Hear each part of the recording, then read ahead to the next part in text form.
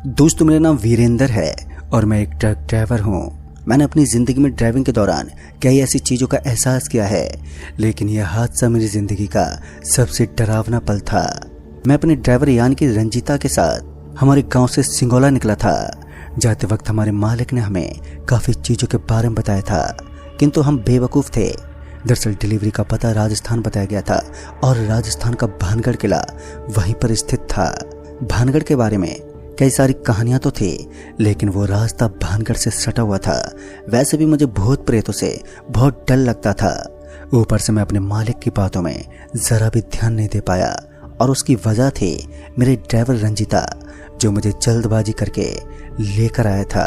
फिर जब हम अपने निवास स्थान से निकले थे तो हमें शाम के 7 बजने को आए थे, और यहाँ से राजस्थान की दूरी तकरीबन 189 किलोमीटर थी, जो काफ़ी ही ज़्यादा थी। पता नहीं क्यों, लेकिन जैसे ही हम लोग डिलीवरी करने के लिए निकले थे तो आज मेरा दिल बारंबार मुझे किसी चीज़ के बारे में एहसास करवाने की कोशिश कर रहा था। जैसा कि हमने पहले ही तय कर लिया था कि रात के 3 बजे के बाद मैं ड्राइविंग कर लूँगा, लेकिन 3 बजे तो ज़्यादा ही नींद आती है, और नींद में गाड़ी किसी के अंदर ठुक ना जाए। वैसे तो राजस्थान का सफ़र मैंने पहले भी किया था, लेकिन आज जिस रास्ते को हम सफ़र करने वाले थे वो रास्ता मैं अपनी ज़िंदगी में पहली बार देख रहा था। रास्ता बड़ा ही सुनसान था, और ये सुनसान माहौल तो आज पूरी रात ही रहने वाला था। वैसे मुझे इन चीज़ों से कोई ज़्यादा फर्क नहीं पड़ा, क्योंकि मैं काफ़ी बार लंबे लंबे सफ़र को अंजाम दे चुका था।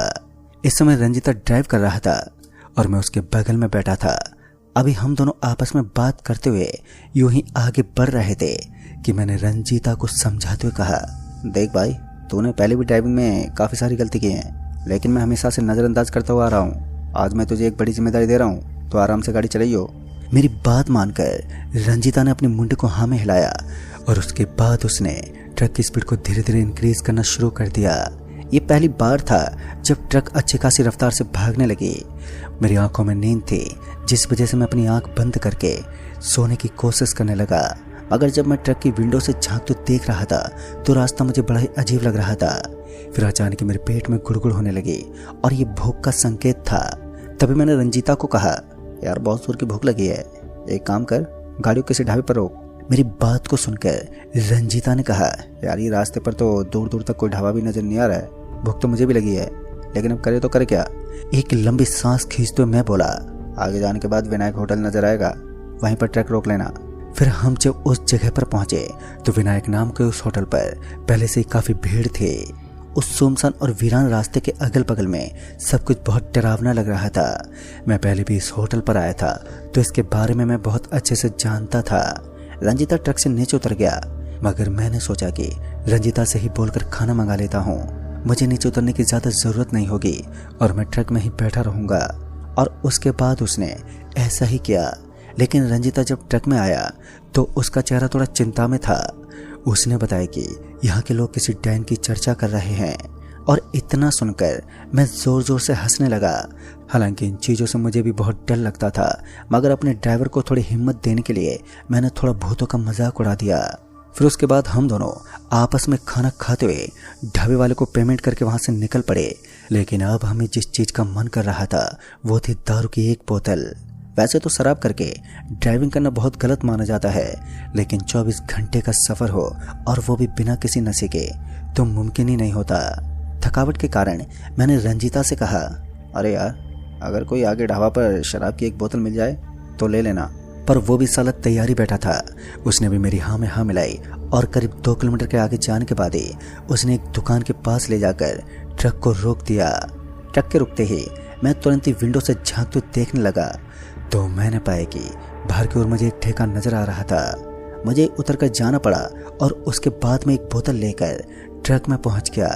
लेकिन इससे पहले उस ठेके वाले दुकानदार ने मुझे यह एक चेतावनी दी थी, मगर मैं उसकी चेतावनी को ढंग से समझ ही नहीं पाया, और उसे नज़रअंदाज करता हुआ वापस से अपने ट्रक में आकर बैठ गया।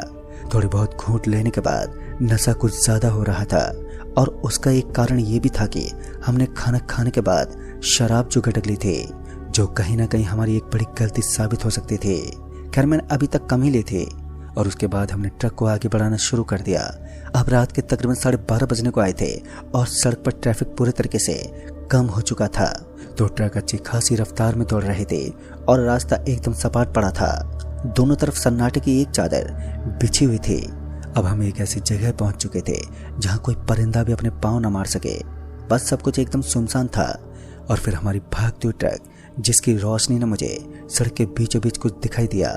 लेकिन जैसे जैसे हमारी ट्रक उसके पास जा रही थी वैसे वैसे वो चीज हमसे दूर हो रही थी। लेकिन ताजुब तो इस बात का था, जब मैंने रंजीता को इस बारे में बताया तो उसने कहा उसे तो सड़क के सामने कुछ भी नजर नहीं आ रहा है, उसे तो सड़क एकदम सपाट दिख रही है। और अब धीरे धीरे मेरी भी आंखें लगने लगी थी, पता नहीं क्यों, लेकिन नींद के एक झोंके ने मुझे अपने अंदर ढक लिया। फिर दूसरे पल किसी चीज के खटखटाने से मेरी आंख खुल गई और इस बार जब मैंने अपनी आंखें खोली तो रंजीता पूरी तरह से कांप रहा था और ट्रक एक जगह पर स्थिर रुकी हुई थी। उसकी आंखें फटी की फटी रह गई और वो सामने देख रहा था। और इस बार गुस्से में आकर मैंने रंजीता को कहा, अबे क्या हुआ, इस बार तूने क्या गलती कर दी है? लेकिन उसकी गर्दन तो हिल ही नहीं रही थी। फिर मैंने उसकी गर्दन को इधर उधर हिलाया तो वो हिचकिचाते हुए कांपती आवाज में बोला, भाई वो औरत देखो। और इतना सुनते ही मेरे दिल की धड़कनें तेज होने लगी। मैं अपना माथा पकड़कर वहीं बैठ गया। अबे तूने क्या कर दिया? लेकिन फिर मुझे याद है कि इस वक्त रात के 1 बज रहे हैं और इतनी रात को कौन औरत सड़क पर घूम रही होगी। और यही सब देखने के लिए मैं अपनी ट्रक से नीचे उतर गया और मेरे हाथ में एक टॉर्च थी जिसकी मदद से मैं ट्रक के अगल बगल में बहुत आसानी से देख सकता था। अब रंजीता भी नीचे उतर गया और जैसे ही हम अपने ट्रक से नीचे उतरे तो पहले तो हमें दूर दूर तक कुछ भी नजर ही नहीं आ रहा था और फिर बाद में मेरी नजर एक डेड बॉडी पर पड़ी जिसे देखकर मैं अंदर तक कांप गया। मैंने अपनी इस ट्रक ड्राइविंग के दौरान इतने सारे हादसे देखे थे, इतने एक्सीडेंट देखे थे, लेकिन अब जब मैं इस डेड बॉडी को देख रहा था तो मेरे अंदर तक घबराहट महसूस होने लगी। या फिर यूं कहें कि मैंने आज से पहले अपनी जिंदगी में इतना भयानक एक्सीडेंट कभी नहीं देखा, बावजूद इसके भी कि हमारी ट्रक की रफ्तार बहुत ज्यादा कम थी। दरअसल जिस औरत की अभी मौत हुई थी उसका मांस उसके शरीर से छिन्न भिन्न हो रखा था। उसकी डेड बॉडी के टुकड़े टुकड़े हो गए थे और उसका हाथ और मुंह तो एकदम भिन्न हो गए, यहाँ तक कि मुझे उल्टियां तक होने लगी। उसका खून पूरी सड़क पर फैला हुआ था। लेकिन उसके बाद कुछ ऐसा हुआ जिसने मेरे बदन को पूरी तरह थरथरा कर रख दिया। हवा के तेज झोंके के साथ सब कुछ एकदम बदलने लगा और उस औरत के छिन्न भिन्न होने वाले वो टुकड़े अब आपस में जुड़ने लगे। उसका आधा शरीर फिर से जुड़ रहा था और सच बताऊं तो ये सब मेरे लिए इतना घातक था कि मैं अपने शब्दों में बयान नहीं कर सकता। ये सब होता देख मेरे कदम 2 फीट पीछे खिसक गए।